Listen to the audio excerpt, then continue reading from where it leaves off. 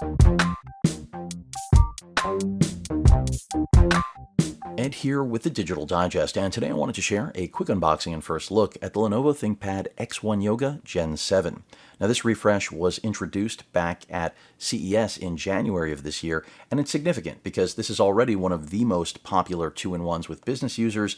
And in addition to that, of course, we have new 12th Gen Intel processors, we have DDR5 RAM, we also have Gen 4 NVMe SSDs, but in my opinion, one of the most significant new additions to this machine is that we now have an OLED screen option. 16 by 10 aspect ratio, of course, a full HD option is out there as well, but if, like me, you prefer OLED displays, then you now finally have a 4K plus option. It's 3840 by 2400 resolution. We have an upgraded camera, now full HD on the webcam, which is, I think, another great added bonus. That storm gray color, aluminum chassis. Let me just put that down, get the rest of the contents out of the box. We still have a pen in a silo, so if that's something you missed from the 9i doing away with it, this is something where you are still going to have a legitimate option.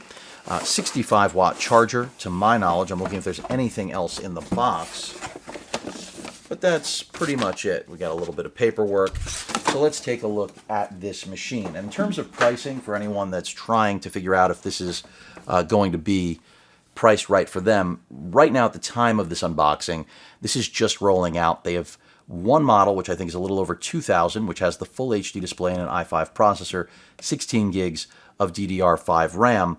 And then, of course, actually, before I open this up, let's take a look at the chassis. They have a configurator, so you can actually put together the system like I have here, which I think has an i7 12th Gen CPU. This can be configured up to 32 gigs of RAM. The OLED display is surprisingly only about $200 more, so I think it's a complete no-brainer to pick up. Kensington lock, a Type-A USB port, your headphone microphone combo jack, that siloed pen, which, again, as I stated, if you really still love this design and appreciate the fact that you're not going to lose the pen because it has a place to be stored, this is the model for you when it comes to 2-in-1s on the market. In fact, I'm not even sure how many competing models there are anymore with a siloed pen. Thunderbolt 4, both of these ports. This is also how you're going to charge the laptop. And then a Type-A USB port and HDMI out. On the bottom, we have, as you can see, some speakers, ventilation, regular Phillips head screws to open this up. To my knowledge, the RAM is soldered, so you must pick the configuration you need. Again, starts at 8 gigs, goes all the way up to 32. And you can see we have this, I don't believe that's a sticker, I think, but they're letting us know, maybe it's not a sticker, it is part of the chassis. If you can see that, full HD, quad mic array. They're just letting you know that when it comes to video conferencing, you now have really a much better option, and that is a big upgrade. I mean, having quad microphone and a full HD camera is definitely a nice thing. We still have a privacy shutter right there. In terms of the power button, it's also a fingerprint scanner, which I'm sure you can see. Smile style keys, nice trackpad, physical left and right click buttons. We still have the old school Lenovo pointer, which I actually appreciate having in these builds. Some people don't know what they are because they don't remember the days where they were standard. I don't think it's a bad thing to have. Of course, many other people think it's a waste. I think it's a good option if you have applicable use. And this is an Intel Evo certified laptop, which means we should have excellent battery life. I know Lenovo's claiming like 18 hours with the full HD model.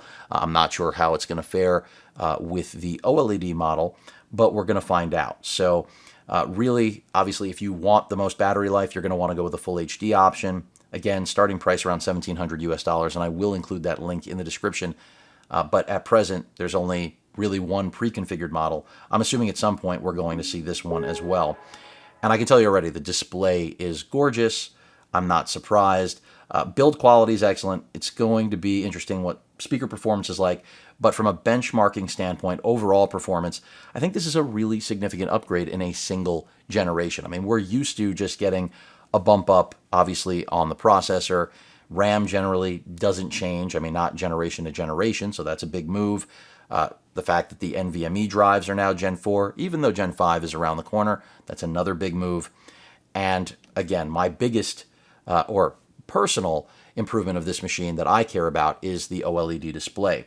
And it doesn't hurt, obviously, that they've revamped the entire webcam and microphone system. To me, this could amount to being one of the best, if not the best, 2-in-1 on the market. You know, I thought it was easily right now the Yoga 9i, but in many ways, I think people are going to prefer this machine. I think they're going to satisfy, similar customers, but I think they also still keep their own niche. And I'll likely compare this directly to the 9i as long as I still have it here in the studio.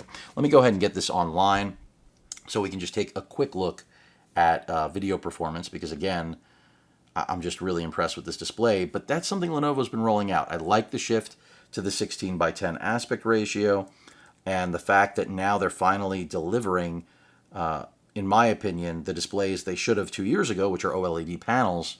We're on to the right track in every way, shape, and form. So we're connected to the internet. Battery life, again, is going to be one of those questions. Pen input should be excellent. Let's take a quick look at that charger, which is just a standard 65 watt. At least that's, yep, there you have it, 65 watt brick. So pretty straightforward.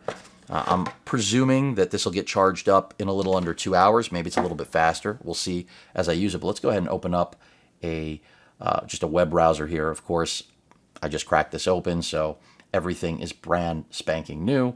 But we're going to see at least how it works to some degree. And the touchscreen, of course, intuitive, works really well. Anyone wondering about that, the 2-in-1 capability, obviously every mode that you could possibly want, tablet, content consumption, you can do it all. And the build is excellent. Now, this does really retain a lot of the design from the previous generation that I covered last year, but that's not a bad thing. I think it's good that there are actually two design differences or design languages that are different for two of what, at least right now, are two of the best 2-in-1 options that are on the market, let alone are also from Lenovo. And this will become affordable over time, even if pricing is high now, because I assume this is going to be a little over $2,000 for this configuration, maybe $2,200. In time, that price will go down, of course. So let's go ahead and let's just get on to YouTube. We're going to hear what audio performance is like. The keyboard is solid. I expect that. It's not anything new. And let's just see right now. Go ahead and dismiss that. I'll go ahead and just put in my channel, and we'll see exactly what, video and audio performance are like at a very base level. So let's just take a look, try to just jump to another Lenovo video. And here with the digital digest, but even something like I want this, to share a comparison between just to the Lenovo C940 switch it over to 4K and scrub through it. On the right. Trackpad is nice. Now these are both late 2019. Audio performance seems good. Take a listen. And she has used both, and maybe I'll do a dedicated inking video, but again, today is all about these computers and which one, in my opinion, is better than the other. I've gone over internal specs, the trackpad. So audio performance seems pretty good. By the way, screen brightness, I think we're at about 400 to 500 nits. I'll have to check. Love the dedicated, the spacing that we have on the function keys and all the dedicated controls. I just think this is a really sharp machine. It has it all, So the 9i is a great option for the majority of consumers. I feel like this is a great option for business users. Again, a comparison will come. Dedicated mute button for that quad microphone system. When it comes to brightness, so we were at 100%. If I go ahead and crank that down, it's actually going to look significantly better for a 4K test. So let's do that right now.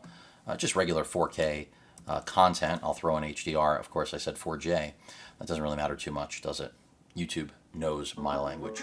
You don't need a waffle maker, but yes, go ahead yes, and you maximize do. You need that it right now. Oh, high gloss display, by the way. Volume, just so you know, pick it up, flip it over. now is at You 100%. Gotta have it now. Get it near you. Shop with Google. I'm very impressed with the audio on this.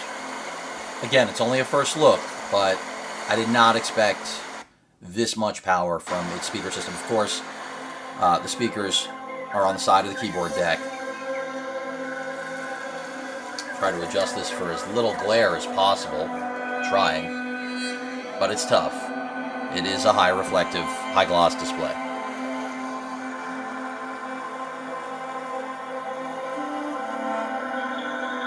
There we go. I think that's pretty much spot on.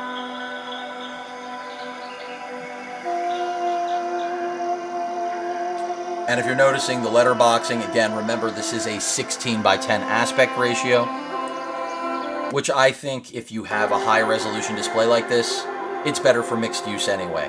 When you're working on regular data and productivity, you have more height, browsing the web, same thing.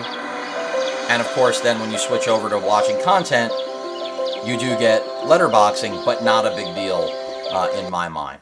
So early look, this thing is really nice. It will be pricey, but I can't really point you towards another machine that will directly take it on just yet. Got to give it some time, see what tricks HP has up its sleeve. But right now, I think for business users looking for a 2-in-1, even though this is just an unboxing, knowing what the Gen 6 product had to offer, this is a really exciting machine. Like the build, and just ready to put it through the paces. We're going to see what battery life is like. And remember, it's 3 pounds. This is not a heavy machine. It looks good, professional, and we'll also see how loud it gets, how hot, what thermals are like. But remember, if you're looking for, again, 12th gen CPUs, DDR5 RAM, OLED display option, the siloed pen, Gen 4 NVMe SSDs, I think this is an ultrabook to beat that pretty much can do everything other than game. Because again, no discrete graphics with this. We can always dream, right? But right now, we just have integrated Intel on board. But it can still do a little bit. But, you know, don't buy this to game. Buy it to do basically everything else. And the pen input's a bonus. We'll see how that works too, but I think it's going to be solid like most of Lenovo's 2-in-1s. Any questions or comments, please feel free to post them. Hit that like button, and as usual, please feel free to subscribe, and please stay safe. Later.